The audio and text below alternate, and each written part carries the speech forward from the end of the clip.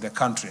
That is a task force that was established by His Excellency the President as soon as this government was established.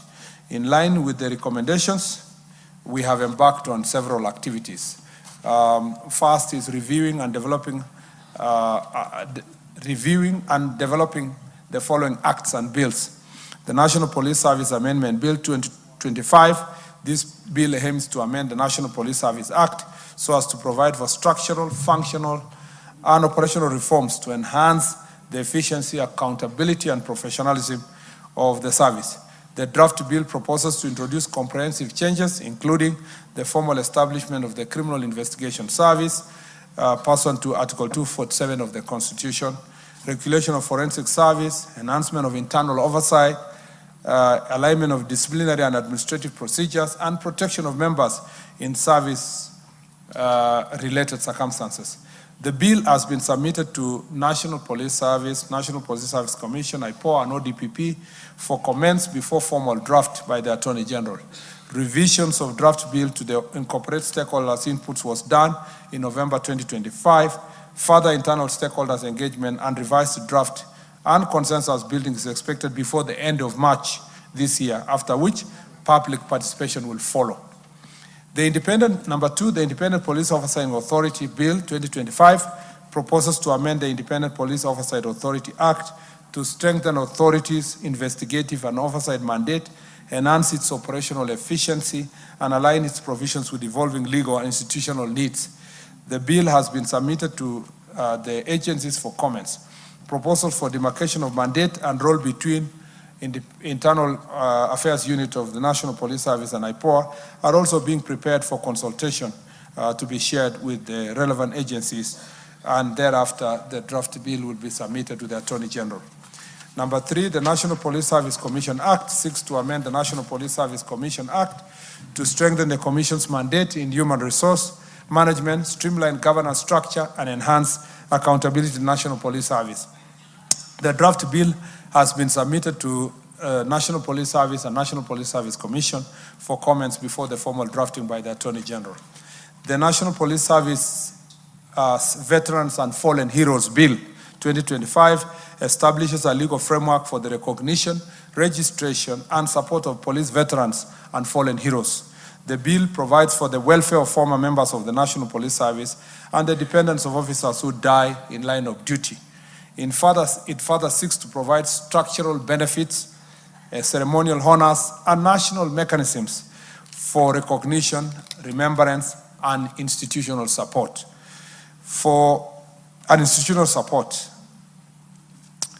The bill has been submitted to the relevant agencies also before drafting by the Attorney General. The National Forensic Science Draft Bill 2025 has been prepared to put in place legal framework to regulate provision of forensic science services in Kenya.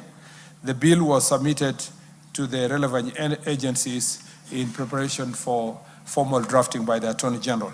The Public Order Management Bill seeks to give effect to Article 24, 33, 36, and 37 of the Constitution by providing a comprehensive framework for regulation, facilitation, and management of public assemblies, processions, demonstrations, picketing, and public meetings, while ensuring that these freedoms are exercised in a manner that respects the rights and the freedoms of others, safeguard public safety and health, and maintain public order. The bill has been submitted again to the relevant agencies before formally being drafted by the Attorney General.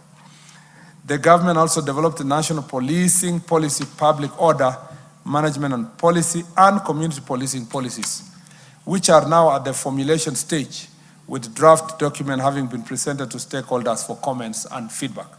Other activities that are on course with respect to police reforms include service delivery reforms, including National Police Service Charter Review, Service Standard Review, and Police Station Service Delivery Improvement Strategy. 2, implementation of performance management, including performance contracting. 3, staff establishment and career progression guidelines, including non-uniformed staff. 4, organizational structure of Kenya Police Service Administration, Police Service, and DCI, including policy directives on restructuring of formations, units, and components, review of the service standing orders, and development of standard operating procedures for all these operational units in the National Police Service. Mr. Speaker, it also includes establishing mechanisms and procedures for compliance with the 60th schedule of the National Police Service Act on mandatory notification of death and serious injuries that occur within police premises. Establishing mechanisms and procedures to ensure the honoring of summons of IPOA in execution of its mandate.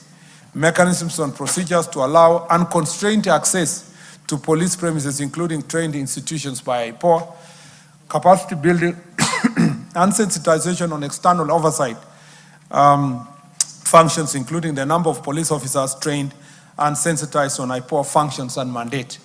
The government has further started developing the National Government Administration Police Unit Standards Operating Procedures, which have since been promulgated, Mr. Speaker, and this will provide step-by-step instructions to the GAPU functions. The IG gazetted these procedures this week, or last week, Mr. Speaker. Mr. Speaker, question 7, explain the measures to put in place to address organized criminal gangs and strategies to prevent political, ethnic, and resource-based violence and urban crime. Honorable Speaker,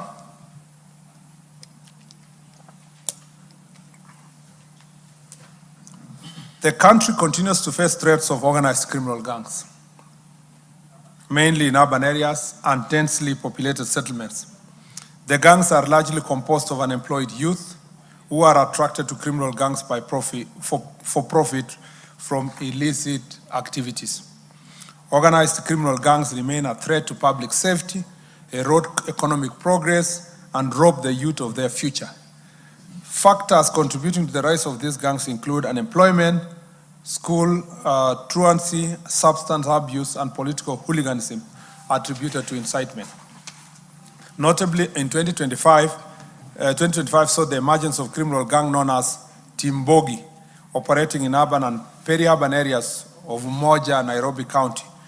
Arrests linked to these gangs involved individuals aged between 13 and 22 years, highlighting a troubling trend of juvenile involvement in organized gangs activities.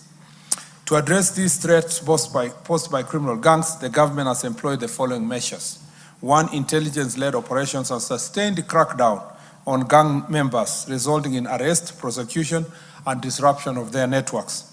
Community policing and public sensitization efforts to encourage timely reporting of gang-related incidents and improve collaboration with law enforcement agencies.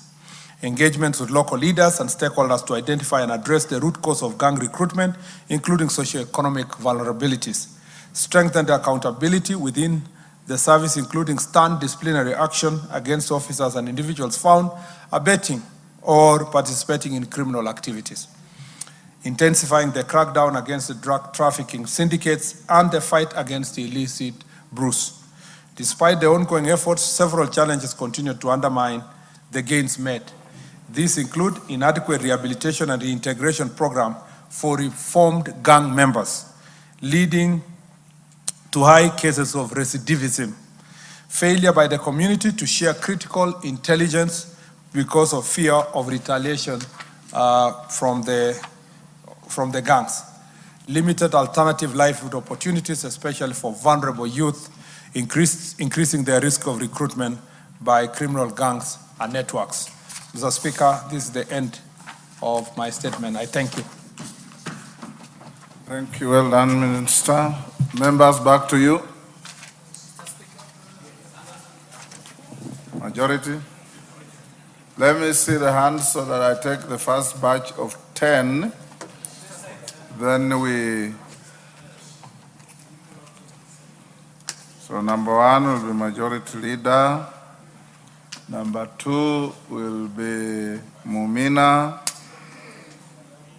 Number 3 will be KJ. Number 4 will be Lenguris.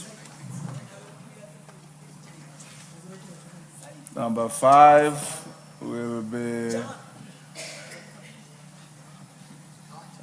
hey, unainua zaidi. I'll give to to Nabi. Number 6. Remember your numbers. Number 6, which is the bandit corner. The member for Turkana in white jacket. That is Protas. Yes, Protas. That is number 7. I'll give to Kisumu East. Yes, Kisumu. That is Shakil. Number 8. I'll give to Lamu East. Number 9, I'll give to Kemei. And number 10, I'll give to Makali Mulu. Let's start with those. One question or comment each. Very quickly, Minister will then respond to all of them. Yes. Then we do another round. Starts majority. Kila mtu akumbuke namba yake. Thank you, Honorable Speaker. Honorable Speaker, namba yangu ilikuwa namba 1. Yes. Na swali yangu itakuwa rahisi kwa waziri.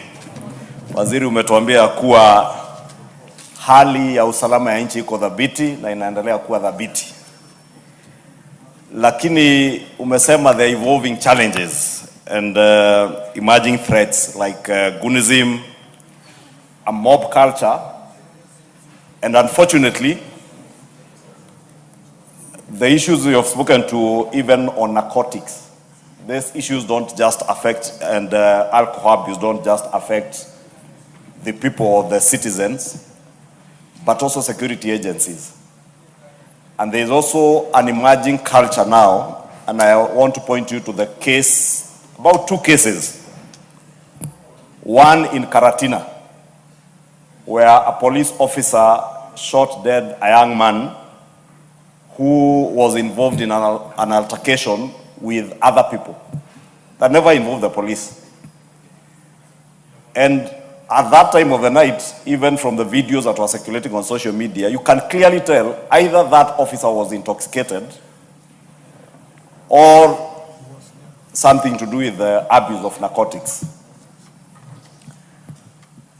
In the same breath, 2 weeks later, in Kitengela, another officer is said to have shot some young man who were also fighting in a pub. And it is said it was a senior police officer. And the fact that these shootings, especially that one in Kitengela, happened around or in a pub, I would want to hear what you and your security agencies are doing to stem that emerging threat or culture among security agencies, either abusing drugs and alcohol, and also, when I was growing up, I thought officers were never allowed to be in bars armed. And I thought that was a police culture then. I don't know what happened now, that police officers can go to bars with their guns and also shoot people like they did in Karatina to that young man in the full view of cameras, Waziri. I therefore want to hear from you, what is it that you are doing? And I see you have your DIG and other senior officers from the security agencies. Even psychiatric or psychosocial support of officers, because they are also confronted by the same challenges that the citizens are confronted with. The issue of alcohol and drug abuse among us police officers is also very prevalent. And I say this also as a citizen who goes around and I find armed officers who are intoxicated. I have seen officers with a G3 leaning on a bank wall at the bank entrance and he's chewing mira and mugoka. An officer in uniform. That's what I was saying, Waziri. I don't know what is happening to this culture. You've spoken about emerging cultures of Gunism, mobs. Recently, you've seen in Huruma that culture of mobs. And that also points to the work of intelligence officers to be able to nip these mobs in the bud before they become a problem. Those mobs are the same mobs that are being used because they are evolving. They are gangs that then form into mobs. And those are the ones being used by political leaders as goons to disrupt the peace in other people's rallies and meetings. And you've had pronouncements, as you have said, from political leaders threatening each other with goons. If you do not nip these things in the bud now, in the run-up to a general election, we are playing with fire. Waziri, this house was invaded on the 24th of June.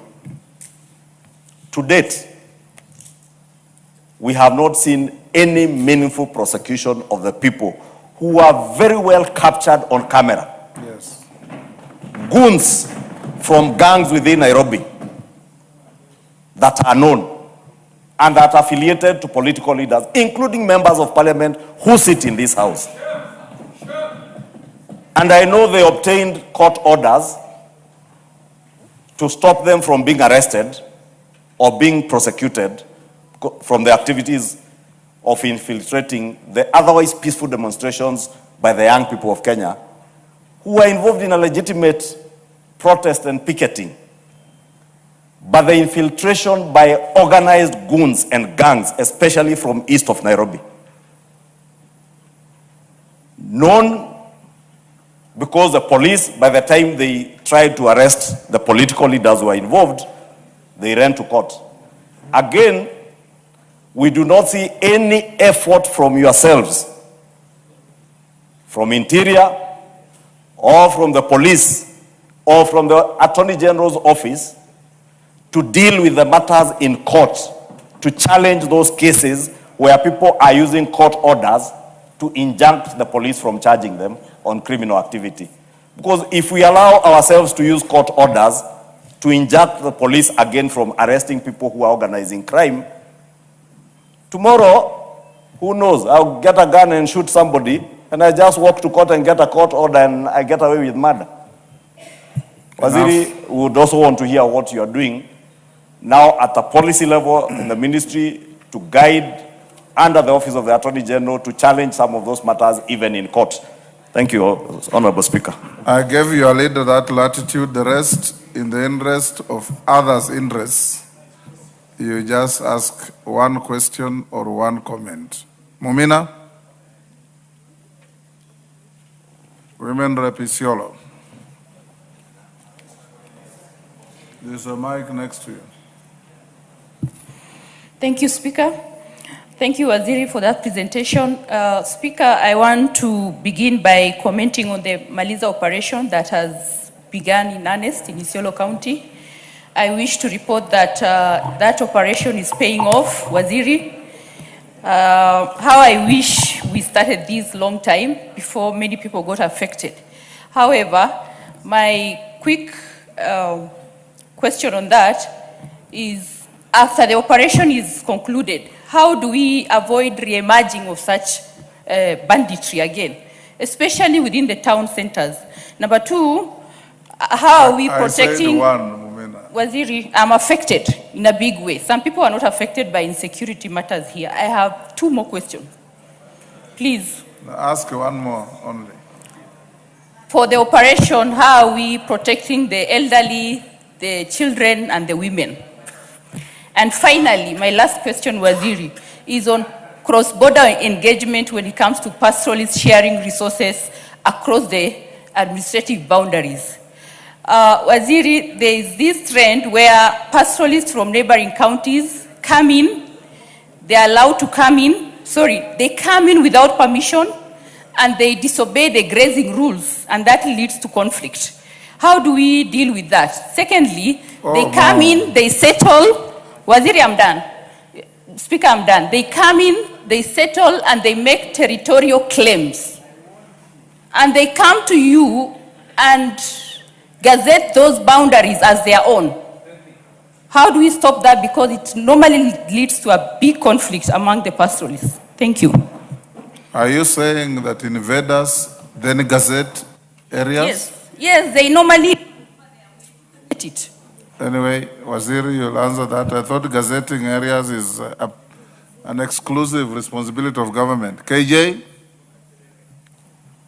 Honorable Speaker, I thank you, and I appreciate the Cabinet Secretary's update. And Mr. Speaker, as you would know, this House has not been idle.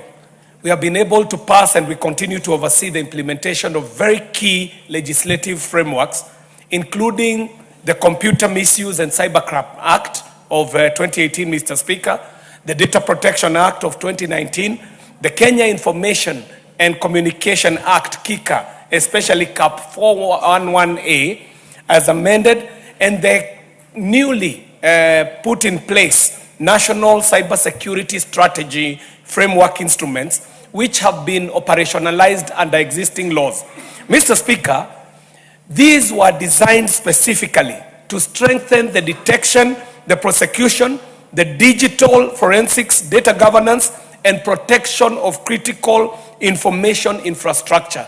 So, Mr. Speaker, in light of these existing legal tools, could the Cabinet Secretary clarify whether the current challenge is one of capacity, of coordination, of funding, or are there gaps in law, Mr. Speaker, and whether there are specific amendments that are required to the Computer Misuse and Cybercrime Act or any other related statutes, Mr. Speaker, to address the emerging threats such as the AI-enabled fraud, the deepfakes, cross-border cyber espionage, and Mr. Speaker, whether there is any additional policy that is required or budgetary or legislative support that the ministry requires from this House, Mr. Speaker, because Kenyans today, Mr. Speaker, are being exposed to such cyber crimes as have never been seen before, Mr. Speaker. Whereas, Mr. Speaker, the minister is saying that they have been able to cover that space, you realize that we as politicians, Mr. Speaker, have a thick skin. But what the citizens are being exposed to, Mr. Speaker, like this morning, we woke up to a poster inviting people to a food allocation in a region of Dagoretti South constituency, where a person boldly puts up a poster on Facebook and invites people on my behalf to a food distribution exercise. And while I, as a politician, am very well covered and I have a thick skin, Mr. Speaker, the people out there do not know that these are deep fakes and they are being done using social media, whereas the minister is telling us that the instruments that they need are in place. The deep fakes, Mr. Speaker, the fake accounts. And Mr. Speaker, if we go into an election with this, what is going to happen is going to be a barrage of misinformation that might lead even to insecurity for this country, Mr. Speaker. So, Mr. Speaker, I'm very keen to know what the minister requires from this House so that he can be able to operationalize the laws that we have passed in this House for computer misuse and protection against fakes and deep fakes. Thank you very much, Mr. Speaker. Number 4.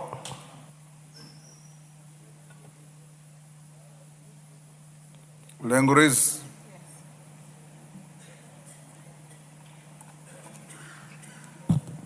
Thank you, Mr. Speaker, and I want to appreciate the Minister for the work they have done to reduce the issues of banditry.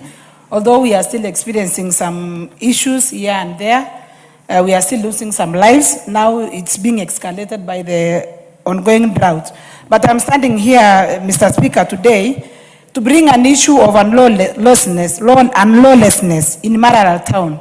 Mr. Speaker, of late we are experiencing a lot of challenges because of the gangs who are building up in our towns. I'm talking about Wamba town and Maralal town. Recently there is a group of gangs that are really terrorizing people in Maralal town. They break into shops, they steal shops in broad daylight, they break into homes. Now they have resorted even to kill people using their knives. And this is happening in broad daylight, Mr. Speaker, when we have all the security agencies in Marara town. And even today, even last week, we buried a young man because he was stabbed by people who are coming to come and steal his chicken. Mr. Speaker, it's so sad for us to be burying people just because of gangs that are building up in Marara town in presence of all the security agencies. In Marara town, that is the headquarters of the county.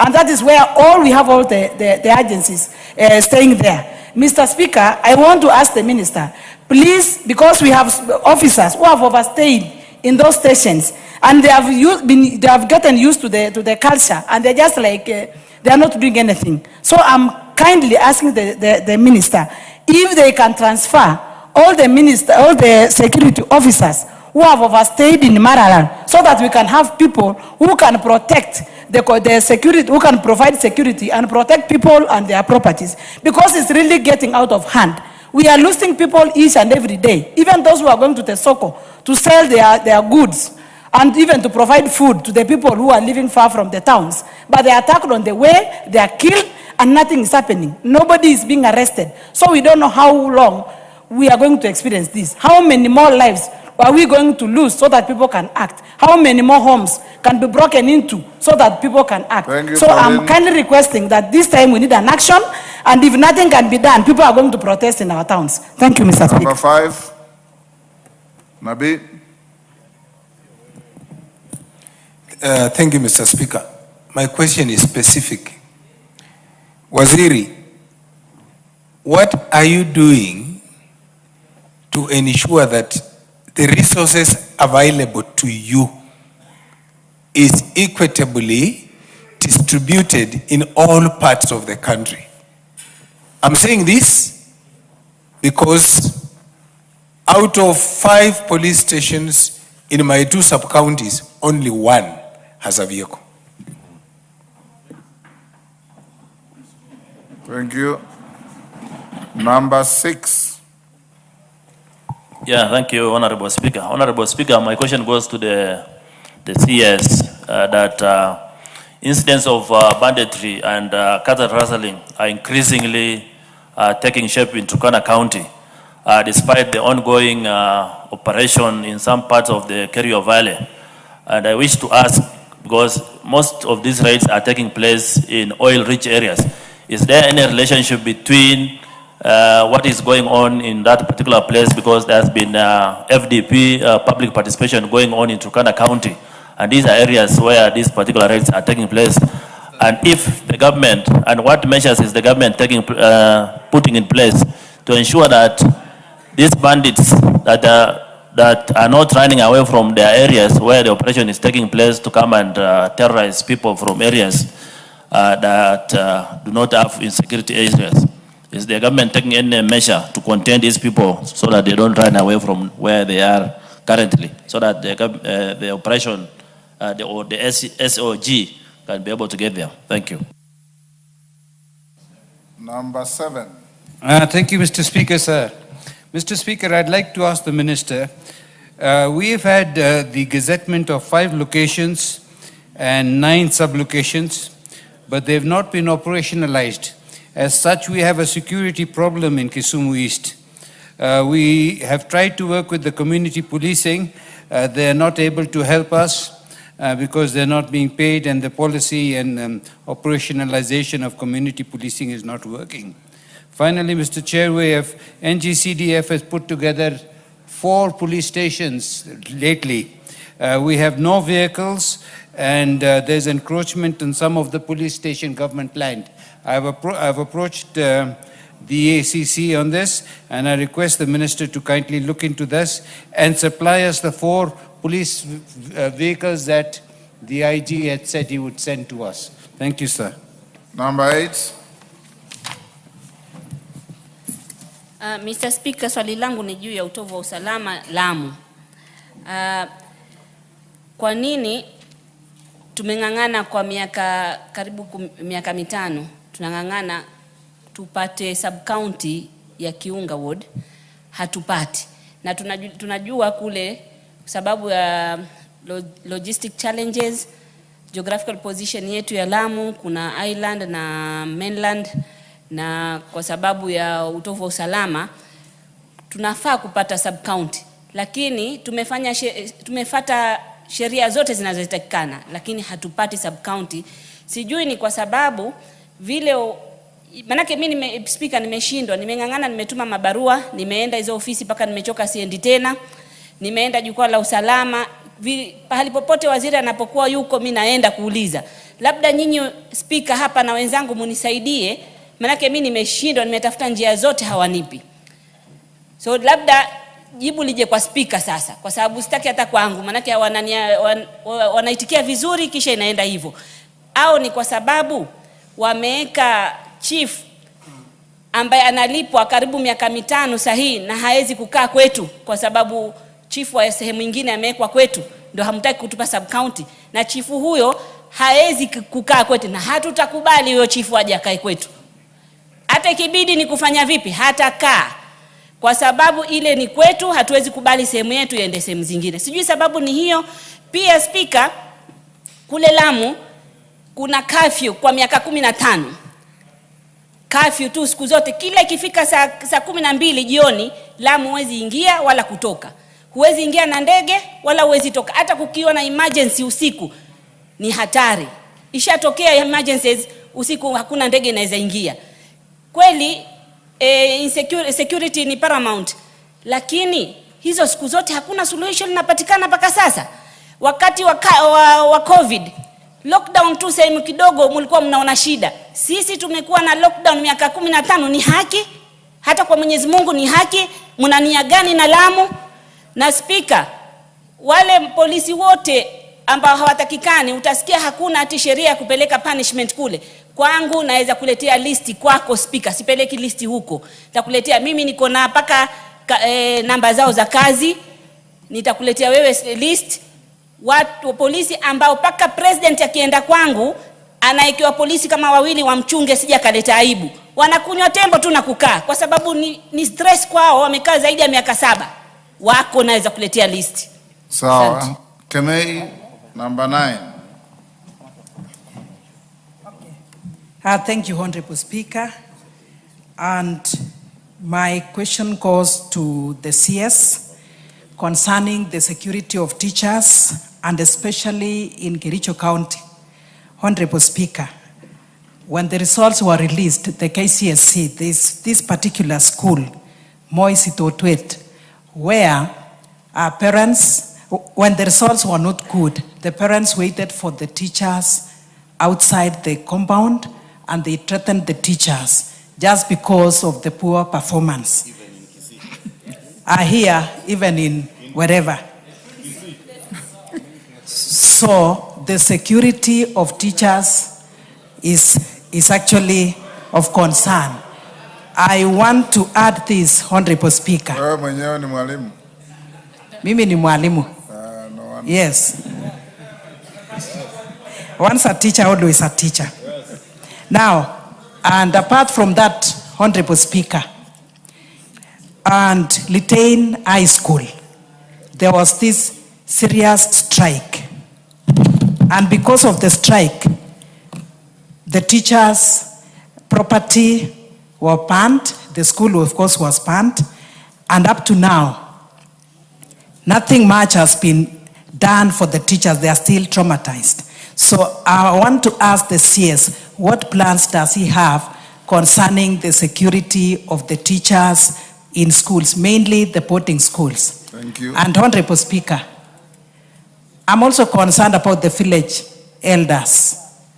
Their security is also key. And last year, I came with a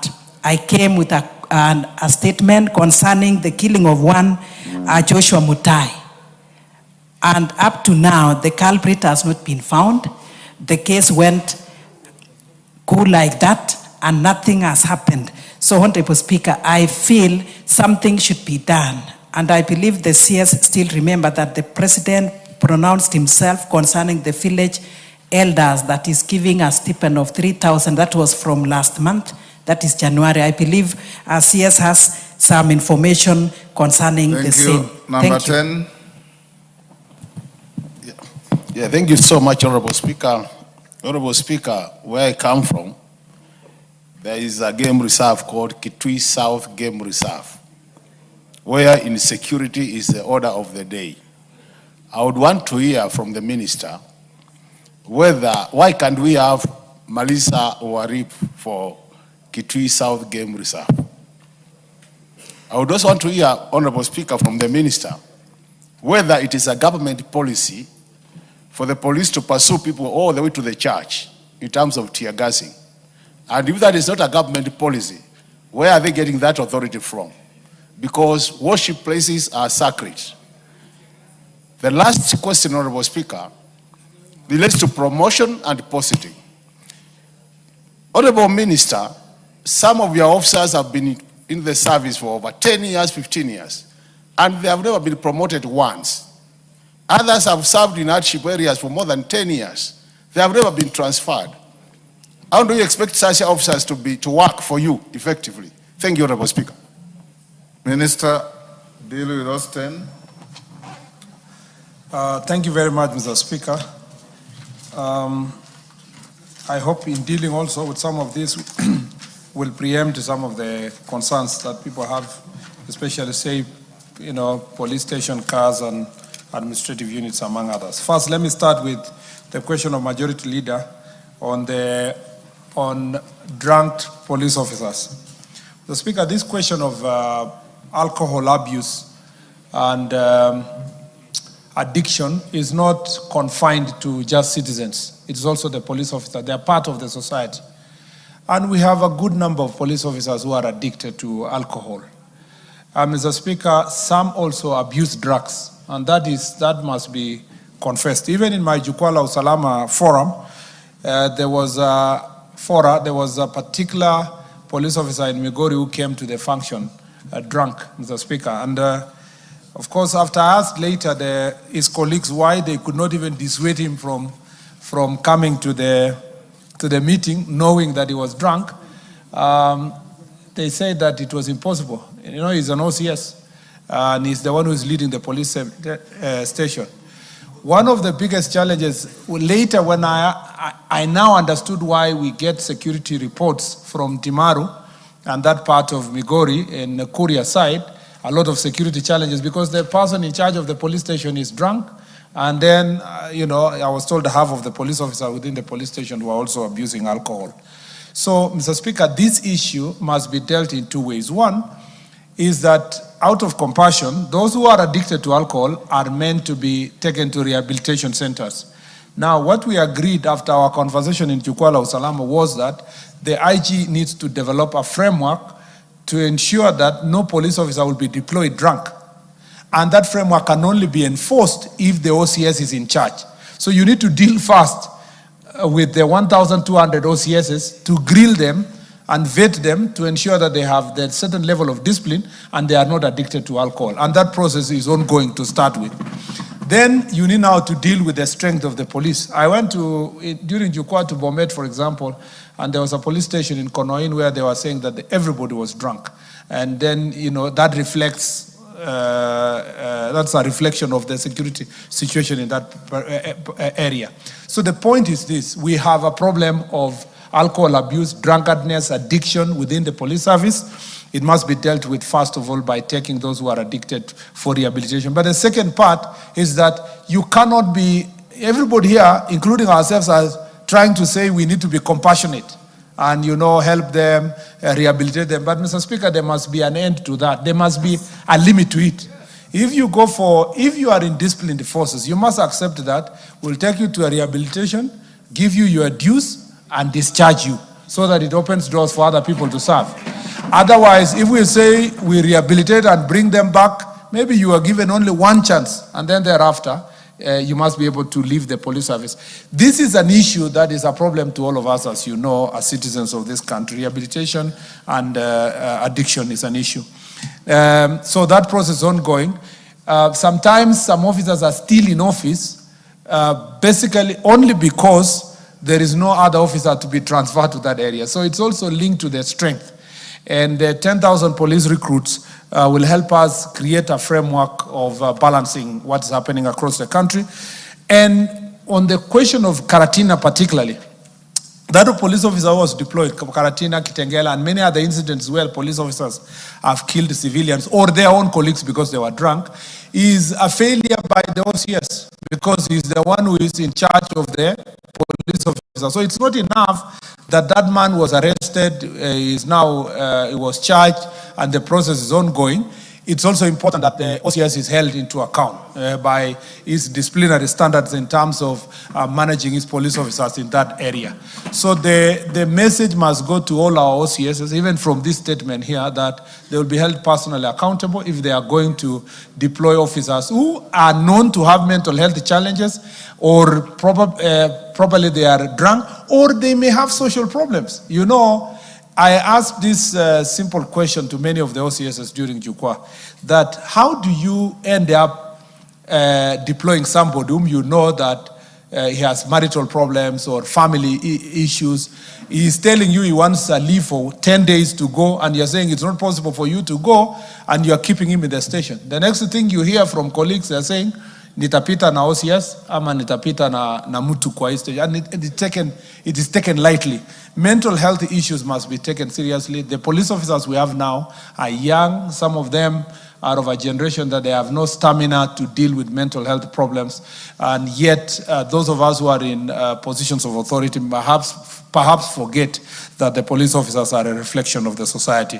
That is an ongoing issue. I am also thinking of perhaps having, we have our report from Jukwa, but maybe issuing a policy directive, Mr. Speaker, on this particular issue of drunkenness and indiscipline, deploying officers who have no proper mental health to be able to deal with the issues. Again, we need to, after this recruitment that we did recently, we need to have a proposal from the IG's office or the National Police Service as to how many police officers will be recruiting annually, and then we put it in the annual budget so that we don't wait for 3-4 years to do recruitment, because then the acute shortage that is in place, some police officers are just there to show that there is a police officer, yet the word being used is that they are not serviceable, in the sense that they are not able to provide services to the people. I also agree with the other issue is, and I'll mention in my statement, and Majority Leader captured it, is the question of dealing with gangs, goons, and criminals that are used particularly for public functions. This has become a very difficult area for the police officers because the owners of the gangs sit in this house. They sit in high offices, Mr. Speaker. They are in Senate, they are in National Assembly. Some of them are in high political party offices. And the problem is that every time these people are arrested, the political leaders go and intimidate the police officers in the locality. They also visit our offices, visit the office of the IG and demand that they be transferred. When you go down to find out why they are demanding a transfer of police officer, it is only because that police officer is not playing to their tune in terms of gangs and goons. I have asked the IG and I've told the IG that you have protection of my office. No one should be able to intimidate police officers. Police officers must do their job. They must do it independently and impartially. We must be able to deal with gangs. In this invasion of Parliament of June 24th, was it 25th? 25th. I think 24th and 25th, because the protests were 2 days. And the invasion of this house, I expected, Mr. Speaker, that members of Parliament unanimously will support the process of enforcing and arresting these criminals and gangs, including their financiers. Mr. Speaker, we found statements from a section of the political leaders in this house that, Mr. Speaker, are aiding and abetting and supporting people who are invading such public institutions. Let me just sound this warning that it will not stop at the Parliament. They will come to your CDF offices, and you have no monopoly of gangs. Some gangs are yours, some other gangs are also being recruited by your opponent. If the police officers were to look the other side and allow these gangs to continue operating, none of us, no politician, no member of Parliament, whether you are in opposition or in government, can be able to function. Remember that you are of a particular class of people who are considered to have some resources. And the day these gangs are going to unite to come for you, they will not care which side of the political divide you are in. It is important that all of us deal with this systemic issue of gangs because it's mutating. It starts with political bouncers, it goes to political goons, and then it moves to gangs because these people are being maintained using resources. And the same way we have bandits in other parts of the country, these are urban bandits, that are actually terrorizing citizens. And Mr. Speaker, every time a crackdown is done, the same way you've seen in some parts of Nairobi, we see that political leaders are supporting them. The judiciary is not even doing better. A situation happens like the one that Parliament was invaded.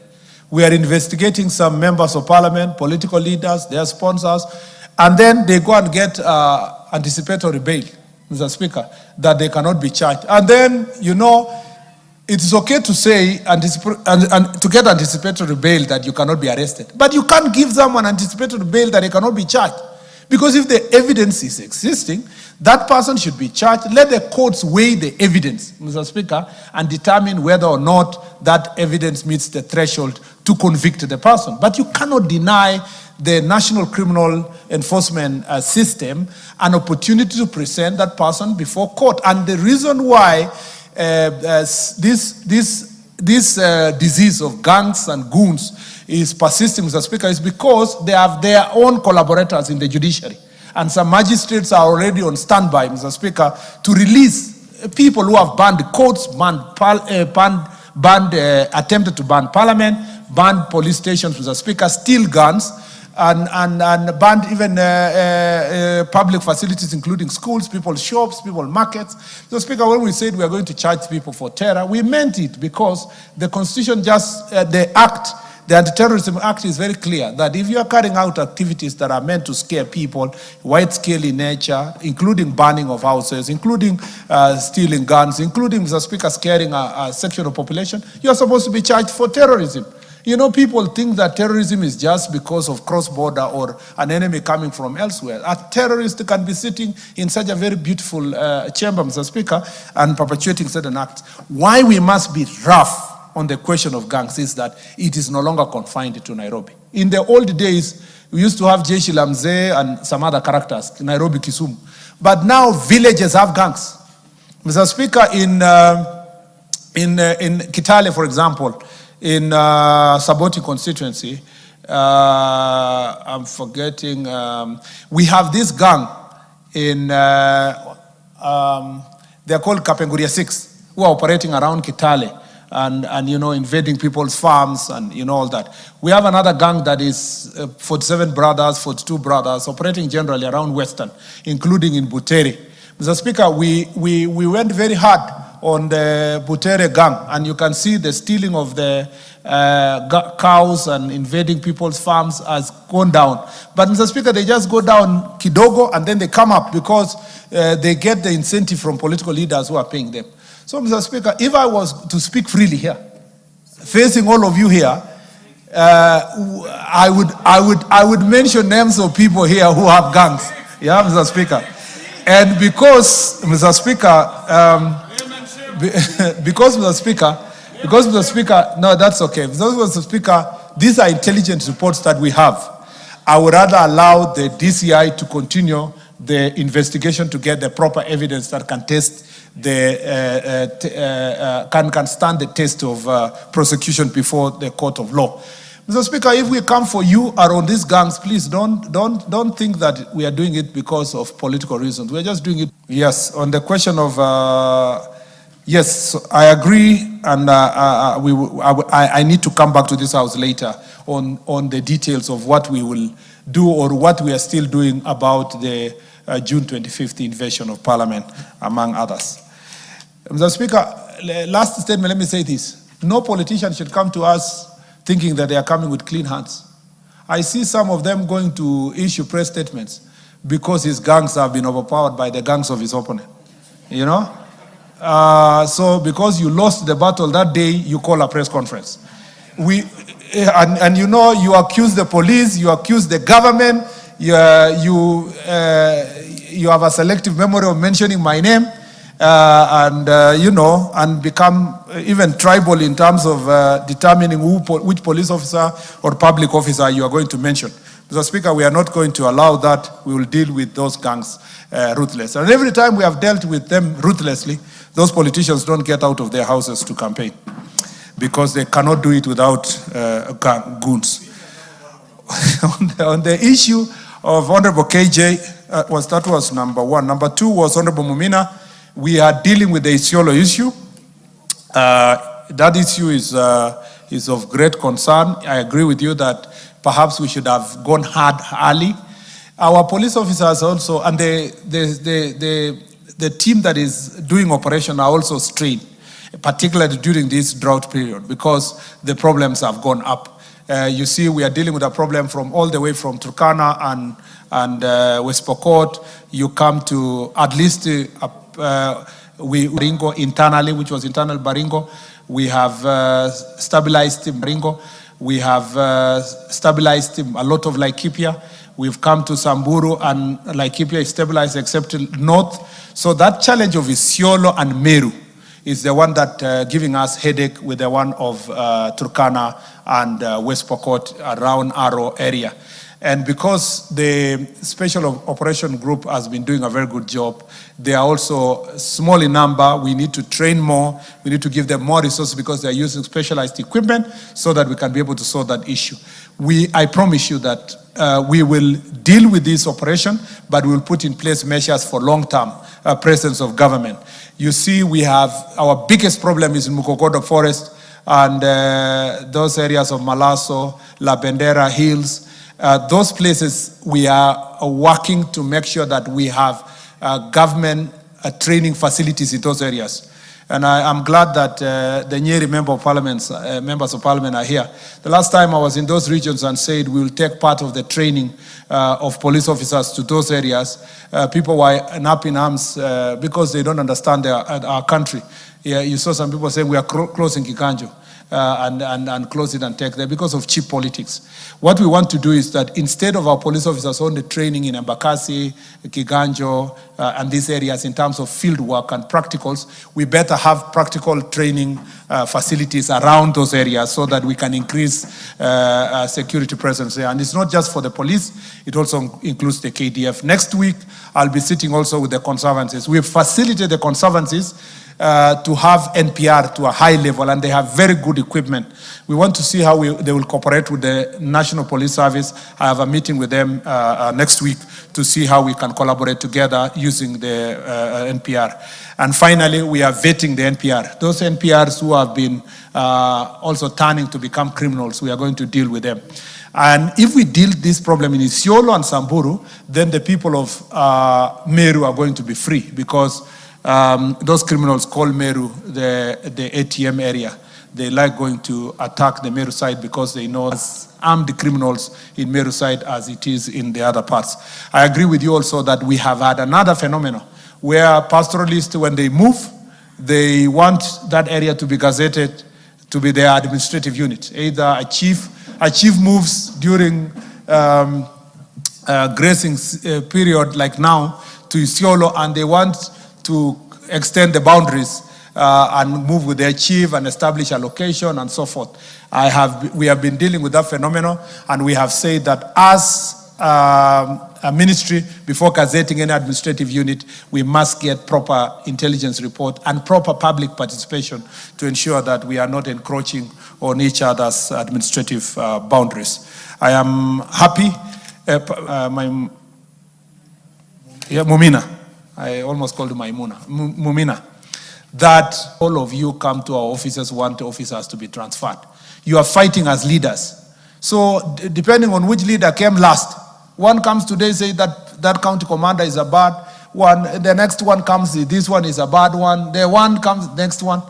Don't transfer your political problems to security officers, because one of the effective county police commander who was there was transferred after all this noise was saying that, this man is not working. Now everybody is saying he should come back after the insecurity happened. We couldn't have reached where we are if the police officers were not interfered, if the work of the police officers was not interfered with. And so we have had to bring him back, but in the neighboring county. And that kind of work, the IG is under immense pressure when their officers are also not being given operational space or opportunity to work because of political interference. And then on the issue of KJ, this is another area that judiciary is becoming an impediment. The laws, there's no lack of legislation. It's enforcement. And every time DCI carries out enforcement, the courts, without blinking, just give out court orders. Look at that block called Kenya Times and another one called, there's another one called 7-something, something 7. Yeah? Channel 7 something. They post fake news continuously.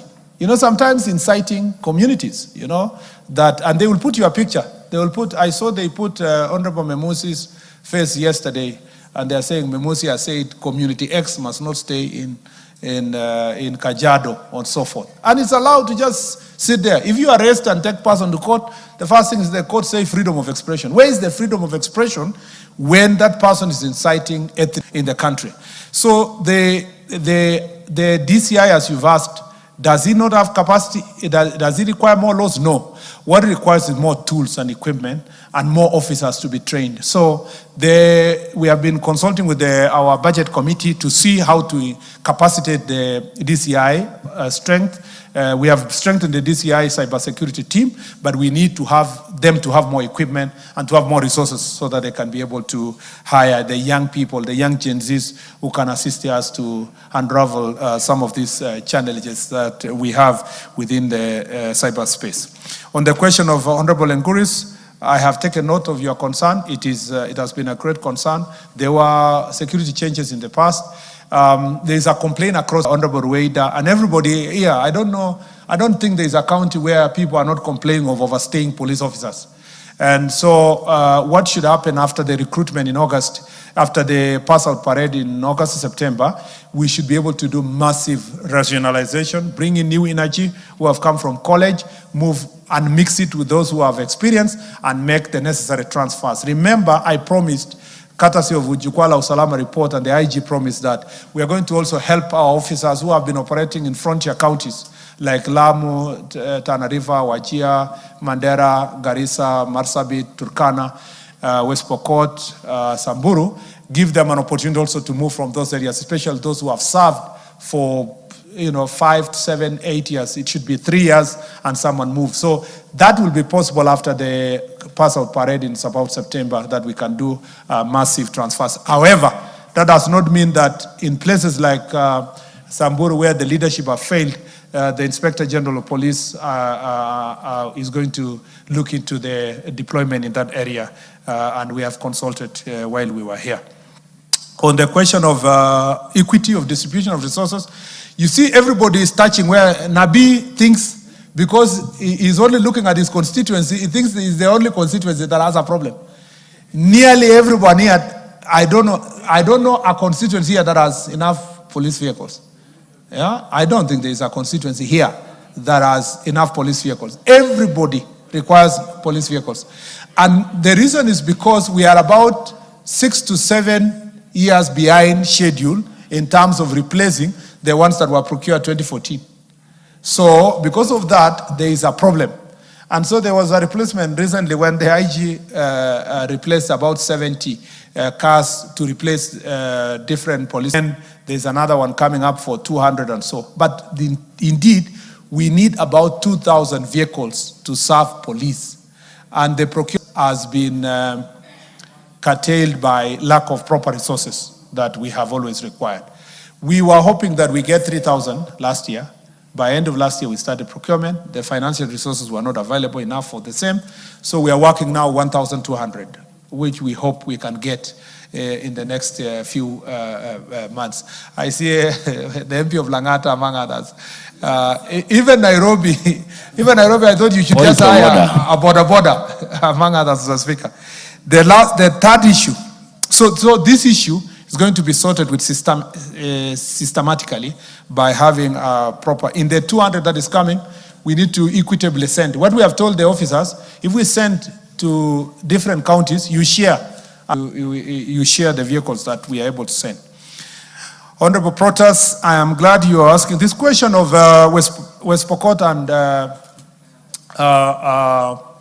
Turkana County, Mr. Speaker, is because we haven't, the serious operation that happened in the lower belt has not reached that corner of Aro, the question of Kainuk, and those areas. Mr. Speaker, when the serious operation happened in Baringo County and Elgeyo Marakwet, in Tiatich, in Baringo North, in Marakwet East, and those parts of Pokot, Sigor, a smaller part of Sigor. Most of the criminals went to hide in Sigor. The border of Sigor, Samburu East, no, not Samburu East, Turkana East, and in Aro, which is Turkana South.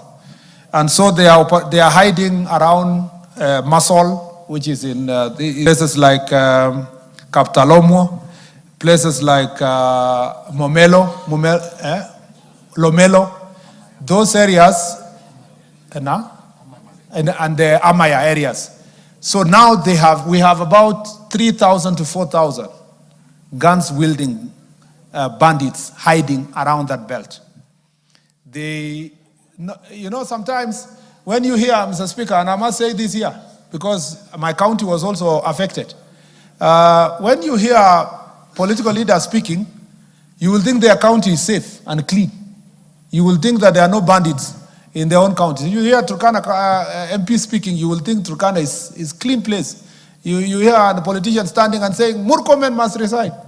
But Mr. Speaker, even those who are speaking like that, you know that he was buying a gun. The intelligence report shows that he has bought a gun just the other 2 weeks. He has bought bullets. You see, you can fool other people, but you can't fool me because I come from that area.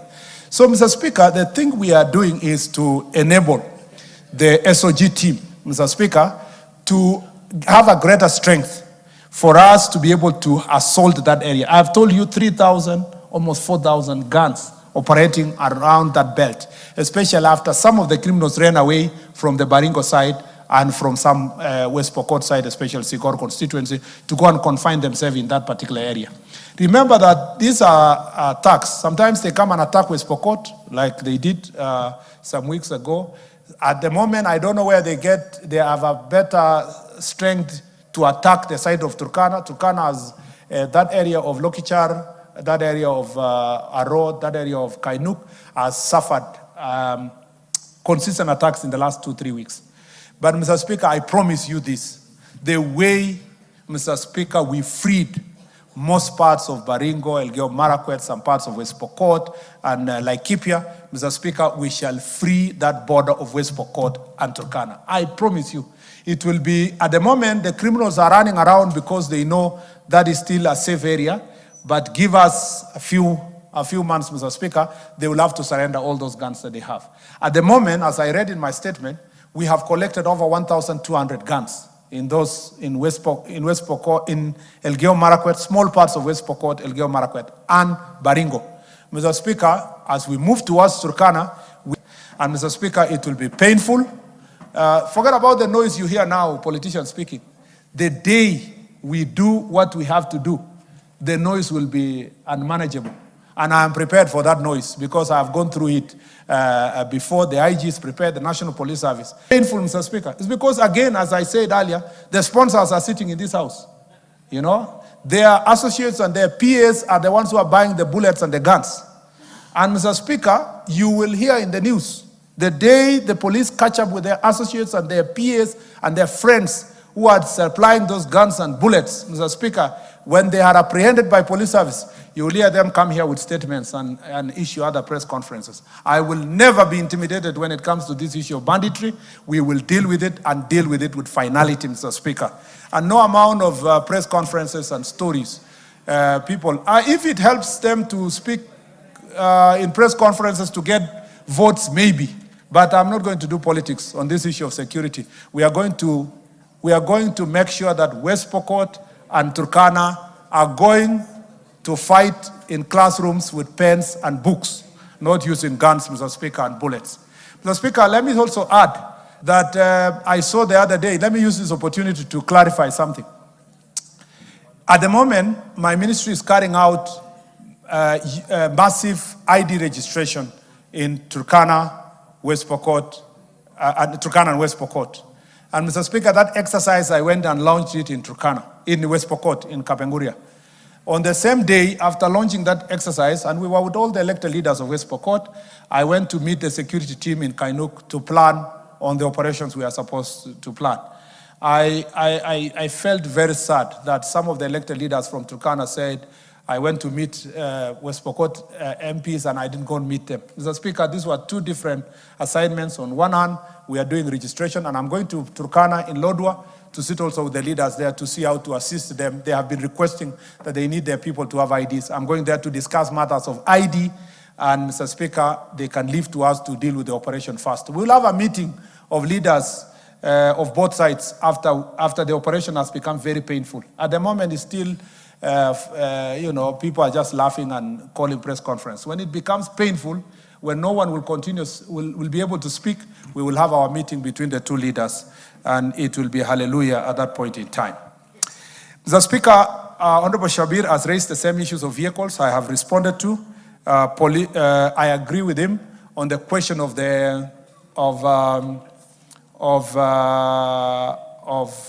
land.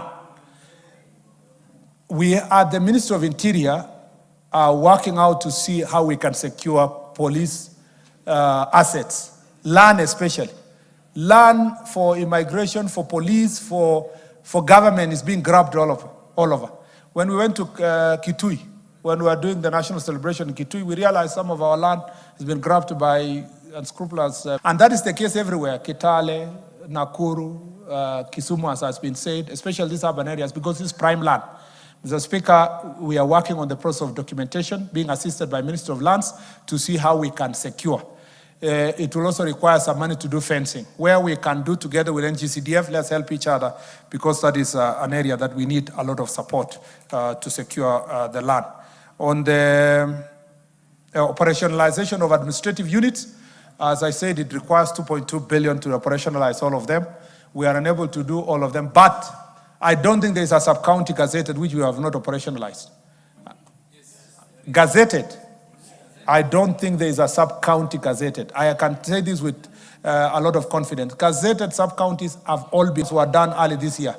If there is a member of parliament who thinks his has not been gazetted, text me after this, they will all be gazetted. All the sub-counties gazetted will be operational. All. I can say that with confidence.